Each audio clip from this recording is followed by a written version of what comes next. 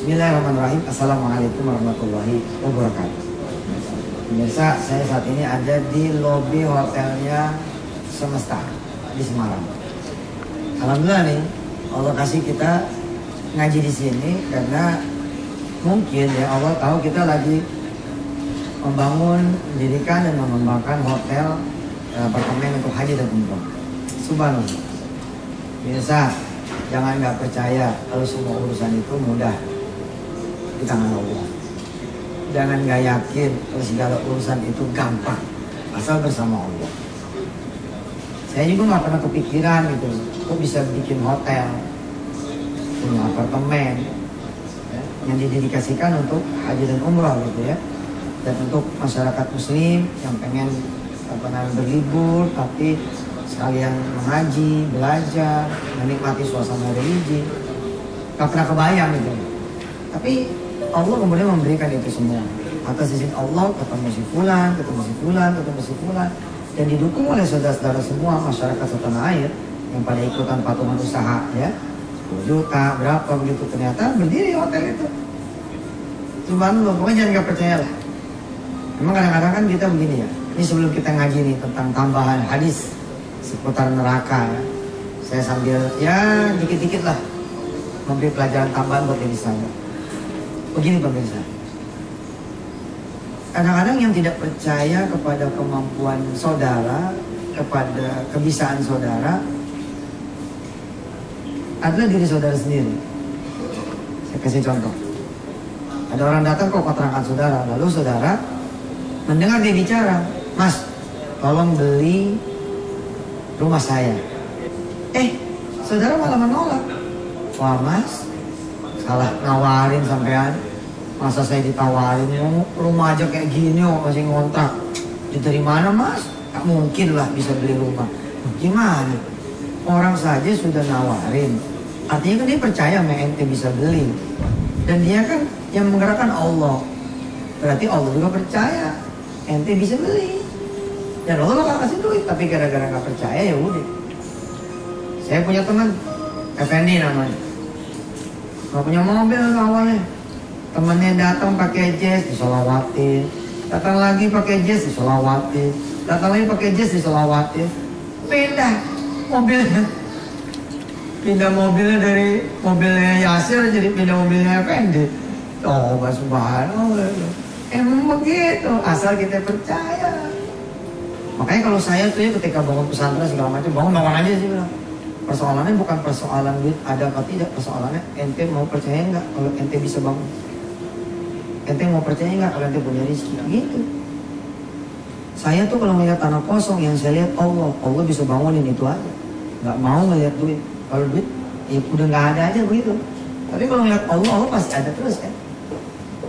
Nah, bukan tanpa sebab nih Allah mengirim kita sekarang ini ada di lobi hotel. Karena sebentar lagi kita akan rekaman di hotel sendiri.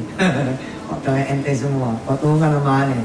Habis hotel selesai pemirsa, habis hotel selesai, insya Allah kita akan masuk ke industri pesawat. Wah, untuk pemirsa ada yang ngomong nih, apa-apaan sih Ustadz? Yang apa-apaan tuh ente, kenapa nggak pernah mikir beli pesawat? Ente kayak sok jago aja Ustadz, emang begitu, banyak deluser.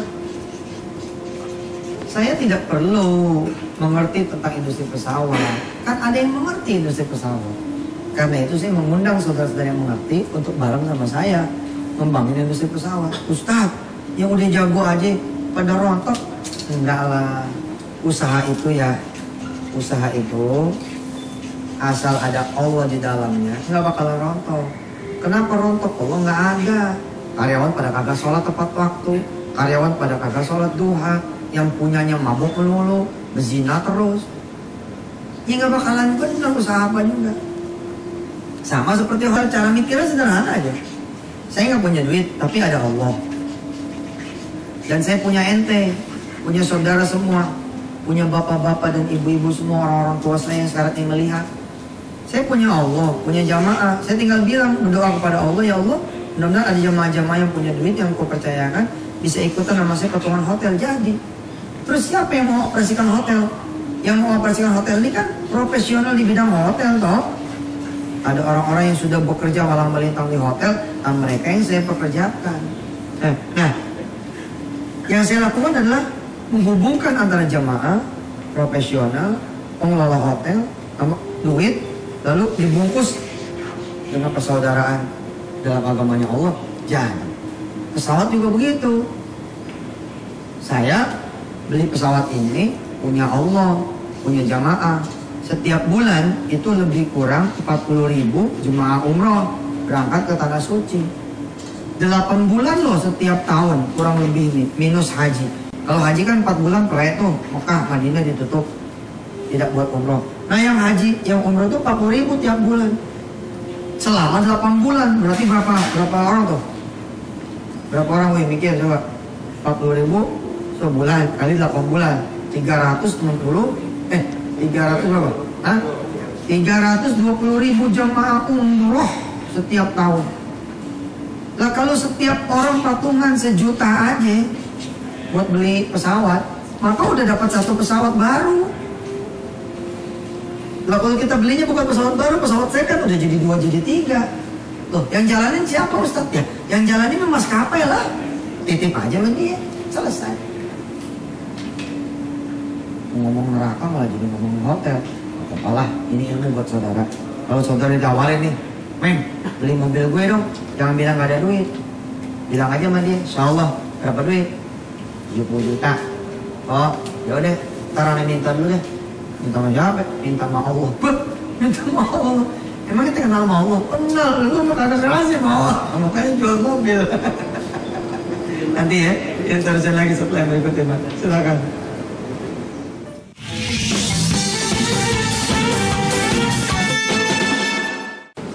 Baik saudara, kembali lagi bersama saya Yusuf Mansur di Wisata Hati-Hati. Ente itu punya Allah, dan Allah ini segalanya buat ente.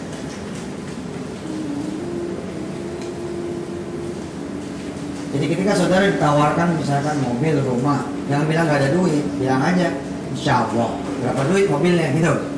75 juta. Boleh, ntar aneh minta dulu deh. Minta sama siapa? Minta sama Allah. Emang itu kenal sama Allah, kalau minta sama dia kenal. Allah nyuruh saya minta sama dia kok. Habis orangnya pergi, ente sholat duha deh. Ente sholat hajat, ente doa sama Allah. Ya Allah, ditawarin mobil deh 75 juta. Lebihin deh 80 buat beli sound systemnya. Jangan dapet. Ditawarin tanah, mau punya duit, ditawarin rumah, punya duit, aduh. Kapan punyanya ente punya Allah bisa beli apa aja. Nah yang saya lakukan adalah itu semua.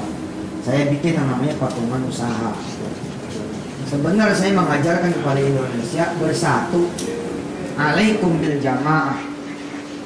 Selama ini kita mungkin berjamaahnya maksiat gitu loh. Dalam agenda maksiat kita berjamaah. Ya. Terus urusan yang baik-baik kita sendiri-sendiri. Nah ini sekarang ada patungan usaha. Kita nanti bikin rumah sakit, bikin restoran, ada proyek-proyek apa misalkan kita bikin juga patungan duitnya dari jamaah selesai insya Allah. Baik, sebagai sambungan ilmu kita pada pagi hari ini kita belajar tentang hadis-hadis yang memuat tentang neraka. Tentu saya tidak bisa memaparkan kepada saudara semua banyak hadis karena keterbatasan waktu, tapi insya Allah 1-2 hadis yang berikut ini akan memperkenalkan kepada saudara seperti apa sih neraka itu. Sesudah beberapa minggu kita bicara tentang neraka dari beberapa seri dari ayat-ayat suci Al-Quran. Nah, kemarin dan insya Allah juga hari ini kita akan belajar tentang hadis-hadis yang memuat tentang neraka. Salah satunya adalah hadis yang bicara memperkenalkan kepada kita yang namanya Nahrul Ghutah. Nahrul Ghutah. Nahrul Ghutah.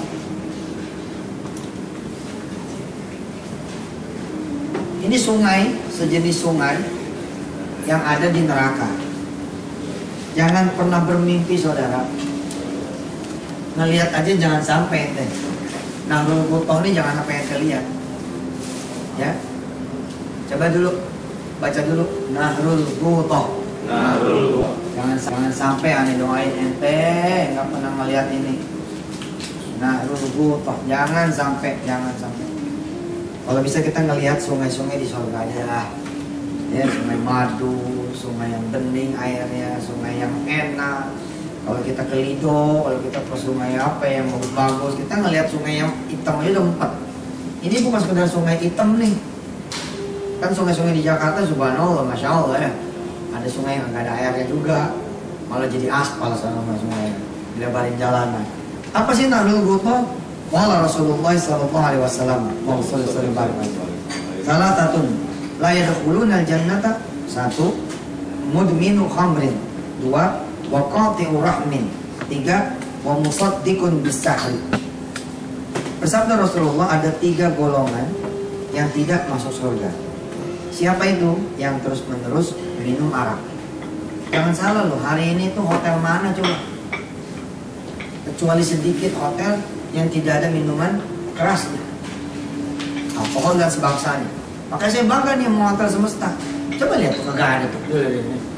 Biasanya kan hotel begitu muncul aja, di sini udah wine, udah segala macam itu loh, minuman-minuman yang kacau-kacau. Ini kan kagak tuh, cuma blender di sini mah. Hotel blender di depan. Subhanallah. Iya tuh. Ada polisi lah yang nembak warga, betul kan? Gara-gara dia mabuk. Ada penjaga warung lah yang kemudian ngebobol dia punya rumah makan. Ada kemudian karyawan karena mabuk. Jadi hari ini mabuk itu masih jadi dosa nomor wahid juga hitungannya. Tengok nggak penjara-penjara sekarang? Penjara sekarang tuh banyak perkara-perkaranya itu dimulai dari perkara-perkara mabok. Ada dulu saya punya teman satu sel ketika dulu di dalam, dia tuh nggak tahu kalau di dalam penjara, sadar-sadar tuh udah di penjara. Terus dia ingat-ingat kata temannya begini, dia mabok, dia bawa gerobak ke rumah orang. Jadi orang lagi ada orangnya, emang orang mabok, lagi ada orangnya, TV-nya dibawa. Orang mabok kan juga ingat apa-apa. Nah, orang-orang yang mudminu khamrin, orang senantiasa terus-menerus minum arak. Yang kedua, qati'u rahmin, orang-orang yang memutus hubungan silaturahim. Hati loh pemirsa. Kalau yang bilang begini nih, pokoknya saya emang nggak mau menegur emak. Wah, apalagi emak sendiri udah masalah. Terus ente ngomong begini nih, tetangga, gue sih sumpah ya, nggak bakal mau lagi ngomong malu nih. Wah, itu masalah tuh. Masalah tuh. Terus ente bilang, gue mah nggak mau lagi dah ngomong sama dia. Jangan. Biar saja orang berbuat dosa sama ente, nggak apa-apa udah. Yang penting ente jangan balas dosa dengan mutusin hubungan silaturahim.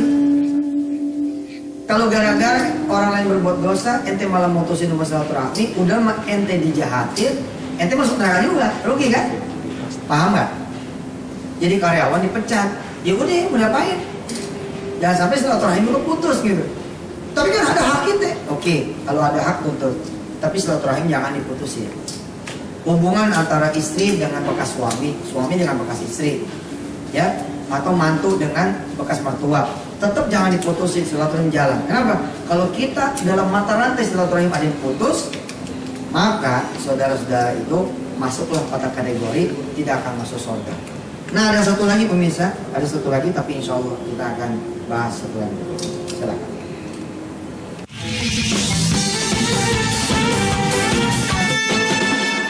Oke, Rasulullah bersabda, Allahumma sholli wa sallim barik alaihi, 3 golongan, 3 orang yang tidak masuk surga. Siapa? Nomor 1, mudminu khamrin. Mudminu khamrin, dia orang yang tukang mabok, ngobat, menggelek, ganja, inek, segala macam minum-minuman keras. Terus yang kedua, waqati'u rahmin, mereka yang mutusin silaturahim. Apalagi kalau silaturahim itu yang diputusin sama orang tua, saudara, guru. Wah, ini berganda-ganda nih. Kan banyak tuh orang yang mutusin silaturahim sama guru. Jadi karena berseberangan putus gitu. Nah, di dunia politik sering tuh mutusin silaturahim itu bro. Neraka deh. Yang ketiga, musaddiqun bis-sahri. Yang ketiga, musaddiqun bis-sahri. Ini musaddiqun bis-sahri ini parah nih. Karena ini judulnya adalah orang-orang yang percaya kepada sihir. Jadi sekedar percaya sama sihir aja, saudara, menurut hadis ini bisa masuk neraka. Saudara bukan korban sihir, tapi saudara percaya ini sihir. Udah tuh, masalah. Saya mencoba menganalisa ya, kok cuma percaya sama sihir, kok jadi masuk neraka? Iya, karena syirik. Contoh, ada orang kemudian mungkin benar karena sihir gitu ya, mungkin benar karena sihir dia kena sesuatu lah. Terus kita bilang, oh dia emang kena sihir nih, jadi begini, jadi begitu. Bukan kan, karena Allah mengizinkan sihir itu terjadi. Harus ada kalimat pengantarnya gitu, kalimat yang menyelamatkannya. Misalkan, Masya Allah, atas izin Allah ya, dia kena sihir. Nggak apa-apa tuh kalau begitu. Tapi kalau gila ya, dia kena sihir ya, jadi begitu. Ah, itu dia kena gitu loh, kena jatuh syiriknya. Sama aja kayak ente punya duit haji, tiba-tiba dibawa lari orang. Terus ente bilang begini, saya gagal pergi haji nih karena ditipu sama orang. Udah, ente dosa tuh. Udah emang gak jadi haji, duit hilang, dosa pula, masuk neraka, wah masalah. Siapa sih yang bisa ngilangin orang punya duit? Allah. Siapa yang bisa menggagalkan orang pergi haji? Allah. Ya berhenti aja sampai di situ. Alhamdulillah saya belum diizinkan sama Allah. Selesai. Nggak usah tambah-tambah lagi, itu aja udah. Oke. Kalau Anda adalah termasuk yang tiga ini, bertobatlah. Kenapa? Wa mamata mudminal khamri saqahu Allahu min nahril ghuta. Barang siapa yang mati ya sebagai pecandu minuman keras, sebagai orang yang memutusi silaturahim, sebagai orang yang kemudian membenarkan sihir, percaya sihir, maka niscaya Allah gitu, saqahu Allahu min nahril ghutati. Allah akan menuanginya atau memberinya minum dari sungai Guto. Kemudian diberitahu, wama nahrul Guto, apa sih nahrul Guto ini apa? Kejam pemirsa. Qala nahrun yajri min furujil mumisati yu'zi ahlan nari rihu furujihinna, rawahu Ahmad. Seram. Apa? Kata Rasulullah, nahrul Guto ini adalah sungai yang airnya itu adalah kumpulan lendirnya pelacur-pelacur yang baunya busuk dari semua agama.